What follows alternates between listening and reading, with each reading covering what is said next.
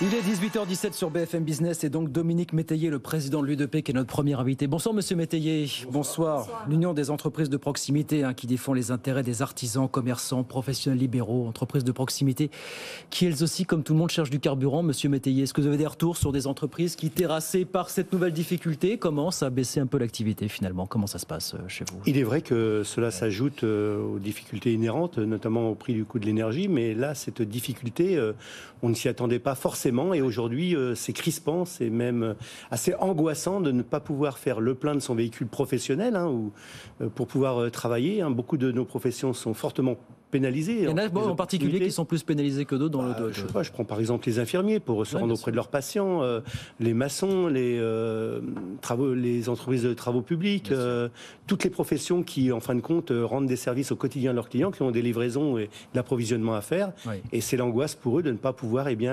remplir leurs obligations au niveau de ses clients. Bien sûr. Oui, et par ailleurs, certains de vos adhérents, même s'ils vont bénéficier du bouclier tarifaire, ils vont souffrir quand même, puisque, je pense notamment aux boulangers dont on a beaucoup parlé, à ces entreprises en fait de moins de 10 salariés qui ont un chiffre d'affaires de moins de 2 millions d'euros, mais qui par ailleurs ont quand même une consommation d'énergie très importante. Le trou dans la raquette, en fait, il est là.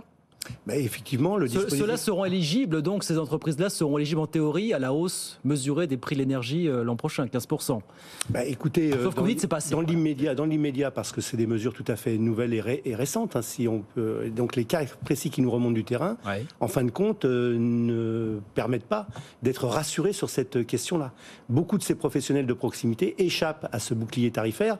Bon, l'entreprise lambda, comme tout citoyen, pas plus de 15% sur l'électricité et le gaz, mais ces professionnels qui sont forts consommateurs aussi d'énergie, compte tenu du mode de tarification et de leur intensité de consommation d'énergie, échappent totalement à ce bouclier. Donc il faut qu'on puisse échanger avec les politiques pour trouver les parades qui puissent leur permettre à eux aussi... Vous avez déjà approché Bercy sur ce sujet pour les sensibiliser? On va le faire, on a lancé une enquête pour avoir des choses concrètes et des cas précis, pas que du candidat-on sur la question. Qu'est-ce qui va se passer sinon? Forcément, les entreprises, elles vont être obligées soit de réduire leur marge, soit de répercuter ces hausses de tarifs-là sur les prix finaux, et on va avoir des prix prohibitifs.